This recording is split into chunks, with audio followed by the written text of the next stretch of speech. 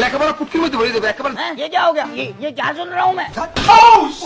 কি বলবো। তো ঘরে ছাদ ভেঙে যাওয়ায় ভাল্লুকটার বউটা ভাল্লুকের উপরে অনেক বেশি চিল্লাইতে শুরু করে। তো ভাল্লুকের বউ যখন ভাল্লুককে ছাদ ঠিক করতে বলে তখন দেখেন কিভাবে ন্যাকামি শুরু করে দিছে।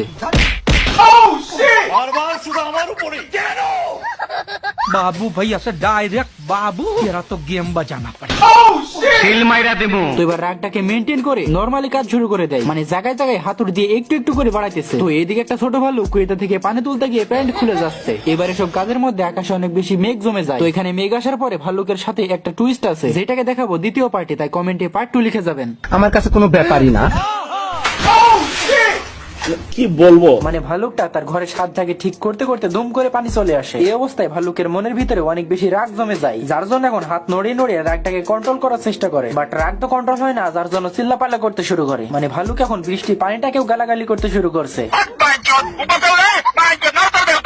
তো ভাল্লুকের এই গালাগালি করতে করতে আকাশে অনেক বেশি মেঘ ঝিলকাইতে শুরু করে, আর এই মেঘ ঝিলকানি গিয়ে পড়ে ভাল্লুকের ঘরের ওপরে। তো এই মেঘ ঝিলকানিতে ভাল্লুকের ঘরের ছাদটাকে আবারও নষ্ট করে দেয়। বাট এখন তো দেখতেছি মেঘ ঝিলকানি এখন ভাল্লুকের পিছে পড়ে গেছে, মানে ভাল্লুকটা যেখানে যাইতেছে মেঘ ঝিলকানি তার উপরই পড়তেছে। তো ভাল্লুকটা এবার যখন ঘরে ছাদের উপরে পিলারটায় চড়ে বসে তখন মেঘটা আবার সেই পিলারের উপরে পড়তে শুরু করে।